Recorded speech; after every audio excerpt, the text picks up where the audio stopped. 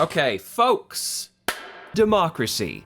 Pretty all right stuff, right? You know, you go to your polling booth or you take you get a little piece of paper in the mail, you write who you want on it, boom, you get decisions over how the world around you is operated. Neat stuff. But part of democracy is not just saying, well, okay, you people can vote now, and then wiping your hands clean and going, that my job's done for the day. It takes making sure that not only, security is maintained, but that people's right to vote is maintained. In our current moment, one thing we're really having to watch out for is this wave of restrictive voter laws under the guise of voter fraud, which was, of course, stoked by the Trump administration in the 2020 election. But it is really important to note is this was not a reaction to voting fraud that they saw in front of them, or at least it isn't fully that. It was predated from the moment Democrats were even talking about expanding voting with mail-in ballots and all that. Trump was preempting, saying this is going to be the most fraudulent election in history. So I feel that's important to bring up to establish that it's not like Trump was sitting there going, yes, let's sit around and wait and see if, the facts of the matter turn out to be fraudulent. He was presupposing fraud and obviously hyping it up for months, trying to talk it into existence. The Republican Secretary of State in Georgia insists months after the fact that there were only 200 examples of voter fraud in a state with almost 5 million votes that went toward the presidency. That is the rate of extreme voter fraud that we really need to care about here. So let's go through today, look at some of the ways that voting restrictions are being pitched, some of the different ways that voter restrictions are being enacted, and let's try to figure out what we can do about this. With our LaCroix in hand, let's start digging in, shall we? Let's take a moment here to read one of these omnibus bills. So yeah, this is from Article 12, sections 241 through 243 of Texas's big omnibus bill. A uniform voter ID of $60, the funds of which will be used in aid of the common schools and for no other purpose, is hereby required by every inhabitant of the state should they wish to vote. The Board of Supervisors of any county may, for the purpose of aiding the common schools in that county, increase the price of the ID in said county. But in no case shall the entire cost of the ID exceed $100. So you might hear me reading all that off and think to yourself, well, I don't know, Piley, that doesn't sound too bad. I mean, it's just like a $60 ID, and furthermore, you're just stirring controversy by calling this racist. You're dishonoring the legacy of Martin Luther King and all them by unjust comparisons to the Civil Rights era and Jim Crow. Well, it's funny you mention that, contrarian I've made up in my head, because this law isn't actually the Texas omnibus bill. I switched the words around a little bit, but it is actually from the Mississippi Constitution of 1890, which is one of the foundational documents to Jim Crow electoral segregation. So to be clear, the only things I changed around, the actual law in question was talking about having a uniform poll tax, because again, this was the state constitution from which poll taxes were really uniform, and I took the $2 charge and translated that into today's money, which is about $60. Because one of the common responses to claims that voting ID is harmful to poor people, they'll say, oh, well, come on, man, it's not that much. But when you look back at these poll taxes, they're scaled for today's dollars, not that much either. And you know what? That doesn't make the poll tax from 1890 any less targeted just because it was relatively cheap. Obviously, it was there to disenfranchise people of color and, to a lesser extent, poorer white people who, the ruling elite maybe just didn't really care to have involved in the process that much. But even more important because I feel that conversations about the language of voting bills get so wrapped up in the specificity of racism. Like, if you had not read Mississippi's Constitution, you would expect it to say something awful like, I don't know, the N-words, they get charged money, but we're not going to charge the white people money. Like, because that's how the law was applied, there's almost this expectation that that's the wording. Nothing in this bill said we're going to screw over black people, yet that was its tangible effect. Which brings us back to today, where none of the laws say this is going after people of color, yet the implication is that people of color who, because of, again, shit from these laws 150 some odd years ago, have less access to money, and there are some compounding factors here about the kinds of jobs people of color work more of, being more service industry things where it's harder to get time off. There are all these compounding factors that these laws very specifically target, and yeah, sometimes it also affects poor white people, but I don't think that response is to say that that disproves the tangible impact it has on people of color. I think that more so says that these Republicans just don't care about poor white people getting involved in the process either. Oh yeah, and before I move on from this point, it turns out the $2 poll tax, which again translates to roughly $60 a year, might actually be less expensive than the current cost of registering to vote in America. Now, of course, it varies widely to state, but this Harvard study here analyzed the experiences of people in 3 states, Pennsylvania, South Carolina, and Texas, which range in levels of expense, and found that it cost anywhere from $75 to $175 when you account for fees, gas it takes to get there, dollars lost having to take time off from work, all that stuff. So not only is the upper bound of this study 3 times as expensive as the poll tax, roughly translated to today's dollars, but the cheapest option is more expensive.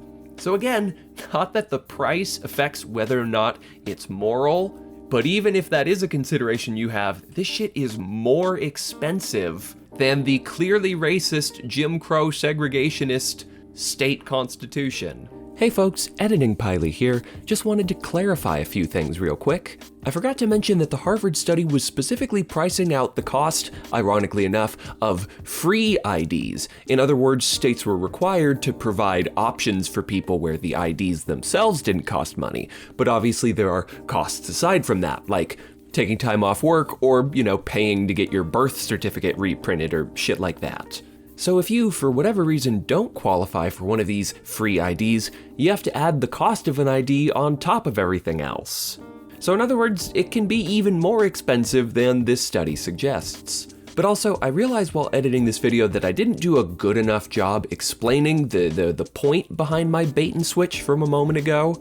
For me, it's a revealing exercise in just how many steps back we've taken. Like in the 60s, we came to the conclusion as a society that yeah, poll taxes were kind of shitty. But all you have to do is call it something that's not a tax, and you can convince people all over again that it's suddenly good.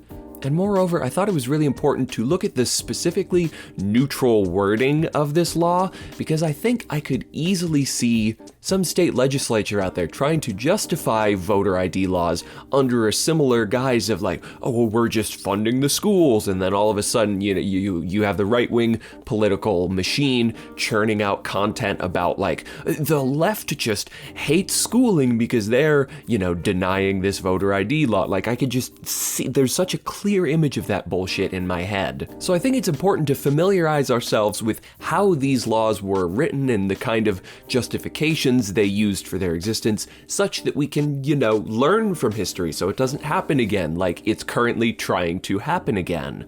Just wanted to clarify those points real quick, so now let's go and start looking at some of the specific provisions that the current wave of bills are trying to bring about.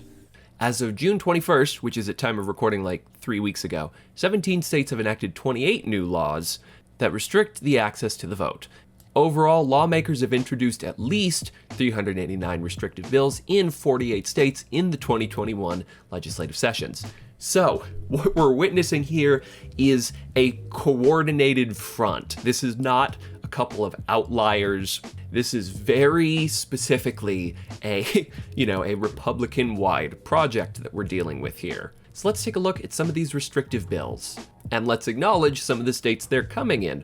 Florida, Georgia, Iowa, Arizona, a number of purple states.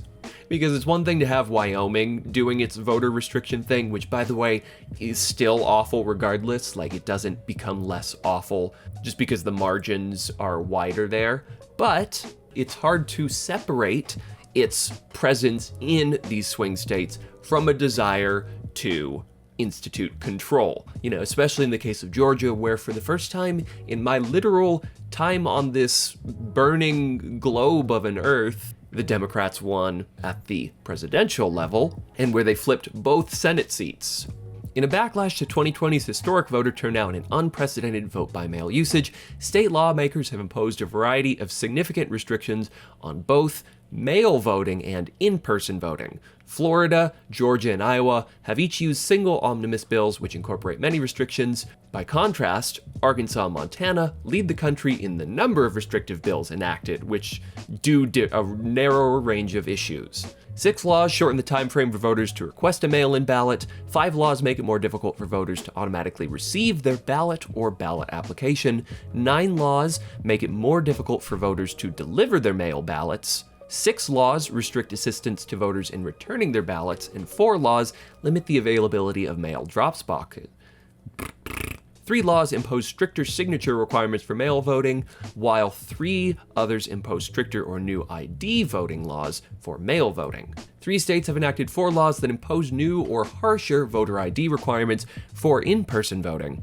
Montana eliminated Election Day registration and moved up its deadline to the day before Election Day. 3 states have limited the availability of polling places, shortened the early voting period, and limited election officials' discretion to offer additional early voting locations. Now, I want to take a second to acknowledge a very common counterpoint to claims that this is voter suppression. A lot of people will look at these omnibus bills and talk about the different parts as if they're in a vacuum and not a part of an omnibus bill. Most egregiously comes when you're talking about ID laws. People will talk about voting ID laws in a vacuum and say, well, don't you think IDs are a nice standardized way to determine if you're you or not? It's got your face, it's got your address, it's got your signature on it, it's got all these things that you can verify at once. You have to get it presumably from, some sort of DMV or other state institution. What's wrong with that? Where's the racism in asking for that security, But it is impossible to talk about these voting restrictions without looking at the larger whole. And we saw this kind of issue come up, it was a couple months ago now, but when there was the conversation around the Major League Baseball moving the All-Star game from Atlanta to Colorado, where Republicans, looked at Colorado's law and they pointed out oh, look, they have a few days less of, early voting, or the hours are a little bit shorter or stuff like that. But they completely ignored that Colorado had universal absentee ballot requests, which, to be clear, is one of the quickest ways to make sure that voting is easy. So that's what I mean when I say we talk about this too much in a vacuum, where you could in a vacuum go, oh look, Georgia, the early voting goes from 8 a.m. to 5 p.m., whereas in Colorado it's only 8 a.m. to 4 p.m. Therefore, Georgia's actually better about elections. But when you look at the wider approach to elections within the states, you'll see Colorado's way more open, particularly when it comes to an increased focus on mail-in ballots or absentee ballots. Kind of does away with some of the other things. Like in a state like Washington, I'm not sure what the hours to vote in person are, but as far as I'm concerned, the fact that it's always been so easy for me to get access to my ballot makes the in-person voting kind of irrelevant to me. The in-person voting could be 9 a.m. to 3 p.m., and that could be the shortest window in the country, and I wouldn't really care so long as people's ability to access an absentee ballot or automatic mail-in ballots, or this is another thing we need to talk about, automatic voter registration. You know, if those things were part of a state's election process, that's fine. And I think it's in bad faith to talk about, you know, the wider voter laws here in a vacuum. Bethany brings up a great point that mail-in ballots are harder for homeless people, or not even just the homeless, but also, you know, native peoples who maybe don't have an official address. You know, sometimes that gets in the way of mail and also being registered in a way that obviously needs to be taken into account. So yes, I'm not saying abolish in-person voting, because that would not be entirely helpful either. So as we can see here, there's a lot of bills targeting a lot of different aspects of voting all across the country, making it harder to remain on absentee ballot lists, restrict assistance in returning your mail ballot, tightening voter ID requirements for in-person and mail voting. And this one really gets to me. It even goes so far as banning food and water while waiting in line, which even if you take a good faith approach to these laws and say it is about election integrity, that one really gives the game away to me and shows that in the case of Florida and Georgia, those omnibus bills are much more about just kind of saying screw you to people holistically than it is about any of these little pieces in a vacuum improving the elections. Because literally, how is giving out water in an election line hurting the integrity of our democratic process? The answer is not at all, but again, that would be going under the false premise that that is the point of these bills. So one of the important questions going forward is, how do we make sure that some of the more egregious parts of these omnibus bills don't happen? Well, first off, there's a number of litigations going on. You know, different state parties are suing, and then obviously the hope is that either in the immediate time frame, courts will rule in the favor of like, no, you can't ban water, that's weird and unconstitutional. Or that in the long term, some of these might eventually get struck down by the Supreme Court, but that's a bit of a long shot because obviously the 6-3 majority. So some folks have had to take drastic measures. Most importantly, we, as of the last day, have seen Texas Democrats literally fleeing the state in order to not give the state Republicans a quorum, the number of members present to vote on any of these bills. And now it's at the point where Texas is authorizing arrest warrants for these people. So you could easily have sheriffs and shit going across state lines to arrest these Democratic representatives. And this, which is so wild to me that it's happening in real life, is a way of addressing things. Because, you know, it is, even though there are laws the Texas Democrats probably wanted to get through that they're torpedoing here, it is literally keeping the voting restrictions from happening. And the longer that's delayed, the better, because it gives more time, you know, for things to be decided in the courts. It gives less time for, like, I would be curious to know if this like delayed redistricting in a way, because that is another topic in of itself. By the way, go watch this video I did previously on gerrymandering and the House makeup going into 2022. But maybe more than anything else, we can pass the fucking For the People Act, which is a wide-reaching bill that has passed the House of Representatives, but it does everything from limit corporate campaign contributions all the way up to, and this is maybe my favorite part of the bill, putting federal requirements around how states are gerrymandered. And most importantly, it puts general requirements for every state, because what really killed the Voting Rights Act was the fact that it specified some states with a history of voter suppression in the Jim Crow era, which is a really unfortunate argument only because it gave conservatives a really easy out to go. Well, it's been like 50 years, dog. We don't need this anymore. But HR 1 makes it so that every state has to meet some like data-driven requirements for a fair election map. And even the shitty, watered-down compromise that Joe Manchin has agreed on does limit campaign contributions and have federal requirements for how, again, just the federal houses are mapped by the states, that they have to meet some level of fairness. So not to, once again, engage in the overemphasis on electoralism point, and not to simp for the Democratic Party, because I really don't think, as it currently stands, it's really set to do all that much for us. But if for no other reason than protecting my queer homies out there, I would like to not have the party anti those things grabbing a hold of power for another decade. So if one of these bills could get passed, that, my friends, would be pretty nice if you ask me. But of course, it might come down to the point where all state houses might have to take a page out of the Texas Democrats' book, because unfortunately, going back again to Mr.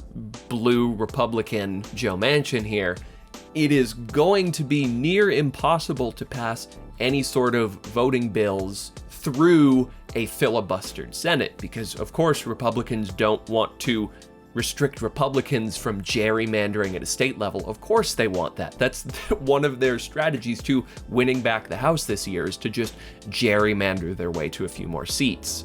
And with his opposition to filibuster reform, it is unlikely, unfortunately, that even his compromised bill would pass. But, I guess we'll see. But yeah, that's gonna be it for this video, everybody. Let's turn it on over to the pre-recorded outro, because I don't want to annoy my live audience anymore. Be sure to toss me a like and subscribe down below. But if you really want to help me out, you can join me over on Patreon. Patrons get access to exclusive behind-the-scenes content, like early versions of every video, and exclusive Patreon-only videos. Plus, if you join the Piley Benton's Biggest Boys tier, you get your name read off at the end of every video, which I am about to do once I pull up the names. Zoth, Sean Locke, Revo Pregame, Nilic Elites, Floof Pants, and Cameron Fordo. So if you want to hear your lovely name read off at the end of every video, be sure to join me on this specific tier. Thanks much, everyone, and I'll see you next time.